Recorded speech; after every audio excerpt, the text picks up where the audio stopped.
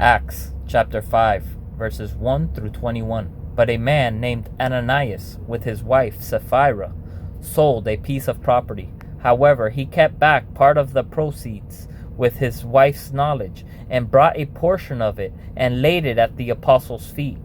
Ananias, Peter asked, "Why has Satan filled your heart to lie to the Holy Spirit and keep back part of the proceeds of the land? Wasn't it yours while you possessed it? And after it was sold, wasn't it at your disposal? Why is it that you planned this thing in your heart? You have not lied to people, but to God." When he heard these words, Ananias dropped dead, and a great fear came on all who heard. The young men got up, wrapped his body, carried him out, and buried him.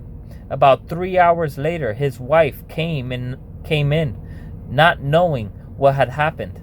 "Tell me," Peter asked her, "did you sell the land for this price?" "Yes," she said, "for that price." Then Peter said to her, "Why did you agree to test the Spirit of the Lord? Look, the feet of those who have buried your husband are at the door, and they will carry you out." Instantly she dropped dead at his feet. When the young men came in, they found her dead, carried her out, and buried her beside her husband. Then great fear came on the whole church and on all who heard these things. Many signs and wonders were being done among the people through the hands of the apostles. They were all together in Solomon's colonnade. No one else dared to join them, but the people spoke well of them. Believers were added to the Lord in increasing numbers, multitudes of both men and women.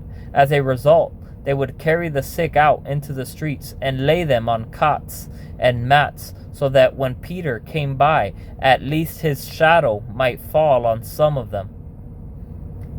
In addition, a multitude came together from the towns surrounding Jerusalem, bringing the sick and those who were tormented by unclean spirits, and they were all healed.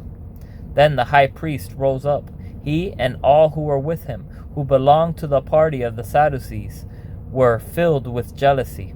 So they arrested the apostles and put them in the public jail. But an angel of the Lord opened the doors of the jail during the night, brought them out, and said, "Go and stand in the temple and tell the people all about this life." Hearing this, they entered the temple at daybreak and began to teach. When the high priest and those who were with him arrived, they convened the Sanhedrin, the full council of the Israelites, and sent orders to the jail to have them brought.